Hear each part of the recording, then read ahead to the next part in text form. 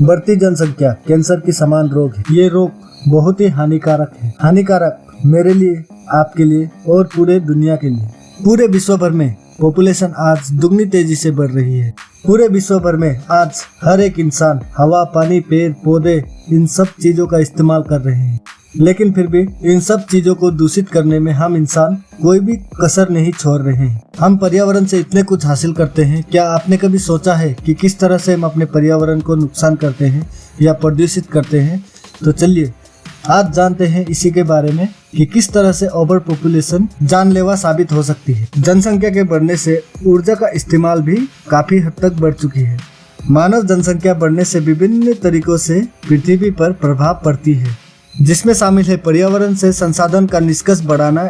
इन संसाधनों में जैसे तेल, गैस और कोयला और खनिज, पेड़, पानी और वन्य जीवन शामिल है।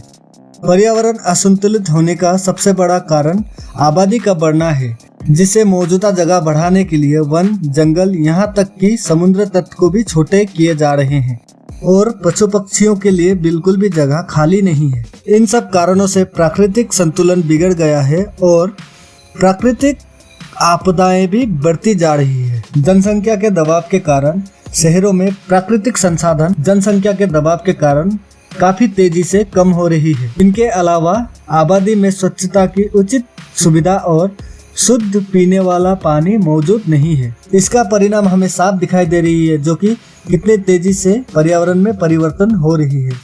अधिक जनसंख्या के कारण वायु, जल और भूमि प्रदूषण का स्तर काफी तेजी से बढ़ जाता है। उदाहरण के लिए बढ़ी हुई जनसंख्या, अधिक मात्रा में वाहनों का उपयोग होता है, जो वायु प्रदूषण बढ़ाने में मदद करती है। जनसंख्या के बढ़ने से संसाधनों पर भारी दबाव डालती है, जिससे अत्यधिक खपत, वनों की कटाई, पानी की कमी और प्रदूषण होता है। पानी की कमी, मिट्टी की कमी, वनों की कटाई, वायु और जल प्रदूषण कई क्षेत्रों को प्रभावित करता है।